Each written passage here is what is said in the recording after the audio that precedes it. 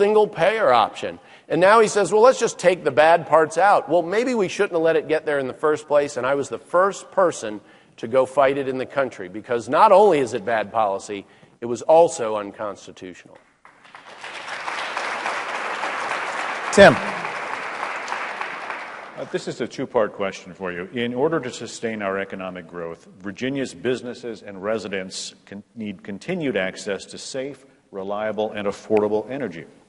What policies and initiatives will you pursue as governor to improve the Commonwealth's energy generating and distribution system, including what state regulations would you streamline in order to bring new energy sources and technologies onto the grid faster? Thank you very much. Just this past session, after a year and a half's worth of work, I got an electricity bill through the General Assembly on a bipartisan basis that will lower Dominion and APCO. APCO is the second largest utility in Virginia in the southern part of the state. It will lower their electricity bills by a total between now and 2025 of about $1 billion.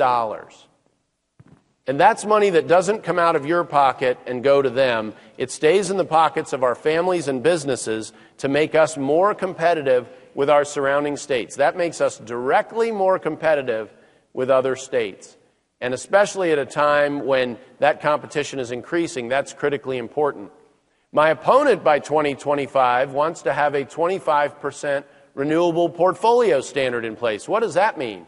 That means he wants 1/4 of our electricity to come from things like wind and solar, which would be nice if it were possible.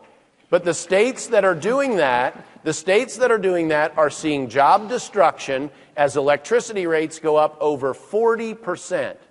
You know, these data centers we compete hard for here in Northern Virginia, just to use an easy example, they use a lot of energy. My bill will save the average size data center about $100,000 a year between now and 2025. That makes us a whole lot more competitive than any other piece of legislation that has addressed the data centers that we've had. I am totally committed to that kind of free market approach and all of the above energy strategy. I have fought to defend our coal industry, and in Virginia, it's important for us in Northern Virginia to remember the war on coal is a war on the poor in Virginia. It's a war on the poor, and we need to fight for them. And I will fight for them. I've been fighting for them. My opponent says we got to move past coal. He doesn't want another plant in Virginia as governor. He also doesn't want to do offshore drilling, or he didn't. Now he'd like to.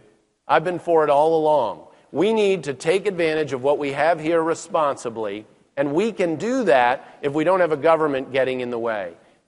And we need to keep our state government and the regulatory structure out of the way of this kind of advance. So I have a tremendous track record in this area. My opponent would bring job-destroying energy policies to this Commonwealth. Mindy.